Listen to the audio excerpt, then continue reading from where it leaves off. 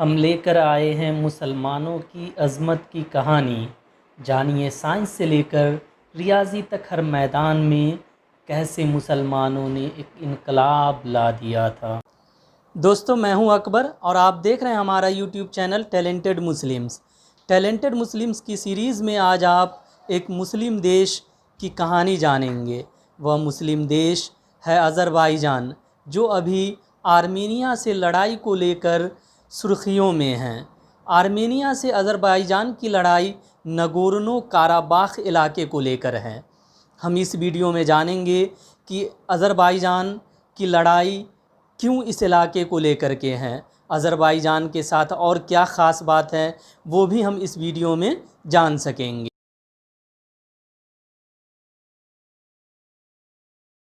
Azerbaijan पूर्वी Europe और पश्चिमी एशिया के बीच में यूरेशिया में है, यानी यह एशिया और यूरोप को जोड़ता है। इसके पूरब में कास्पियन सागर, उत्तर में रूस, उत्तर पश्चिमी हिस्से में जॉर्जिया और तुर्की, पश्चिम में आर्मेनिया और दक्षिण में ईरान है। तुर्की की सरहद इससे मिलती है, जो करीब 10 किलोमीटर लंबी है।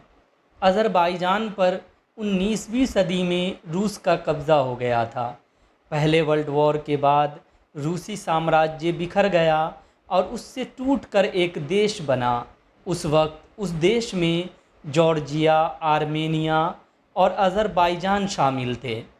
फिर 1918 में अज़रबैजान ने एक अलग आज़ाद मुल्क बनने का ऐलान किया, लेकिन यह आज़ादी ज़्यादा दिनों तक नहीं चल सकी। कारण इसकी राजधानी बाकू में तेल का भंडार होना था। लेनिन की लालच भरी निगाहें बाकू पर टिकी हुई थीं। आखिर में 1920 ईस्वी में फिर से इसे सोवियत यूनियन में मिला लिया गया।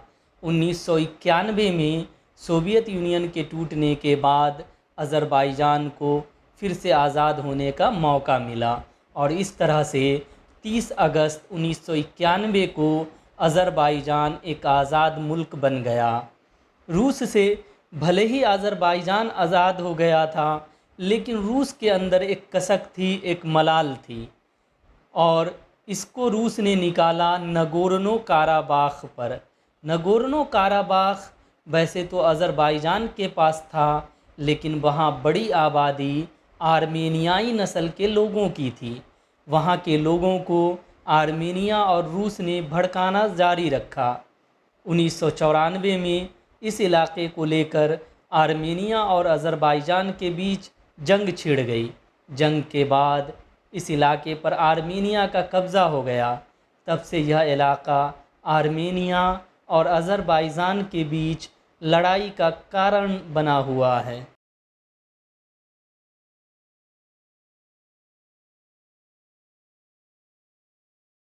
की सबसे बड़ी खासियत है इसका डेमोक्रेटिक और सेक्युलर नेचर। ये दुनिया का ऐसा मुस्लिम देश है जिसने सबसे पहले डेमोक्रेसी और सेकुलरिज़म को अपनाया था। यहाँ 97% मुस्लिमों की आबादी है। 3% ही दूसरे मज़हब, दूसरी मान्यताओं या आस्थाओं के मानने वाले लोग हैं। इसके बावजूद किसी भी धर्म के साथ किसी तरह का भेदभाव नहीं किया जाता है। हाँ, किसी तरीके का उन पे हिंसा या अत्याचार की खबर नहीं आई है। इसके अलावा ये महिलाओं का अधिकार देने के मामले में भी अज़रबैजान काफ़ी अहम मकाम रखता है। 1918 ईस्वी में ही अज़रबैजान में महिलाओं को वोट का अधिकार दे दिया गया था।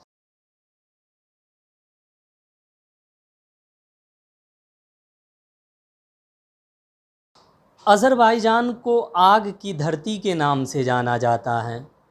आग से अज़रबैजान का ख़ास लगाव है। काफ़ी साल तक यहाँ आग की पूजा होती रही है। कह सकते हैं कि यहाँ की आस्थाओं, मान्यताओं के सेंटर में है आग। खुद अज़रबैजान जो शब्द है, जो वर्ड है, उसका मतलब होता है आग का रक्षक, यानी आग की हिफाजत करने वाला। इसके अलावा यहाँ एक पहाड़ है जिसको बर्निंग माउंटेन के नाम से जाना जाता है। यह पहाड़ 65 सालों से जल रहा है, धधक रहा है, यानी यहाँ एक आग सी लगी है जो अब तक बुझी नहीं है। बताया जाता है कि नेचुरल गैस का रिसाव होता है जिस वजह से ये आग बुझ नहीं रही है।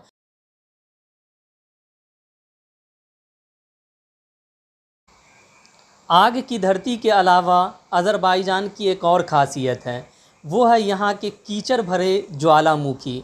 आपको पहले बता दूं कि ज्वालामुखी क्या होता है। ज्वालामुखी को इंग्लिश में वोल्केनो, उर्दू में आतिश फ़शां कहते हैं। होता क्या है कि जब भूकंप या जलज़ला आता है तो ज़मीन फट पड़ती है और यानी ज़मीन की किसी जगह से ज़मीन के अंदर की जो चट्टानें हैं, राख हैं, लावा हैं, गैस हैं, वो निकलने लगता है। उसको ही ज्वालामुखी के नाम से जाना जाता है। वैसे भी ज्वाला का मतलब होता है आग या लौ, और मुखी यानी यहाँ पर मुँह या वह चीज़ जिससे ज्वाला निकले। यहाँ 350 से ज़्यादा ज्वालामुखी ऐसे हैं जिससे कीचड़ निकलता है, यानी कीचड़ वाले ज्वालामुखी अज़रबैजान की एक ख़ास पहचान है।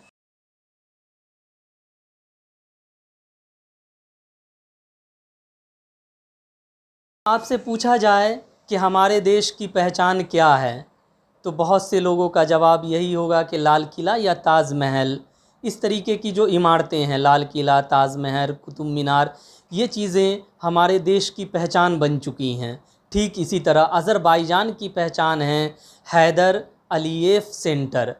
हैदर अलीयेव सेंटर का नाम वहाँ के राष्ट्रपति हैदर अलीयेव के नाम पर पड़ा है, जो अज़रबैजान के तीसरे सदर या राष्ट्रपति थे। इस इमारत को दुनिया की मशहूर आर्किटेक्चर ज़ाहा हदीद ने बनाया।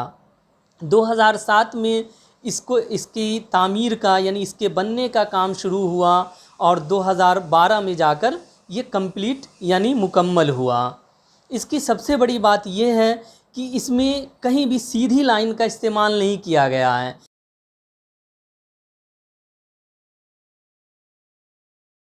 अज़रबैजान की एक और बड़ी बात यह है कि इज़राइल इसका जिगरी दोस्त है और अभी एक ऐसा समीकरण बना है जिस पर लोगों को विश्वास भी नहीं हो पा रहा है।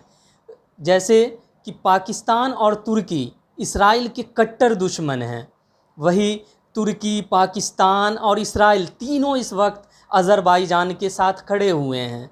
अज़रबैजान के साथ वैसे तो इज़राइल का पुराना रिश्ता है, लेकिन 1997 में बेंजामिन नेतन्याहू के अज़रबैजान दौरे के बाद ये रिश्ता और मज़बूत हुआ।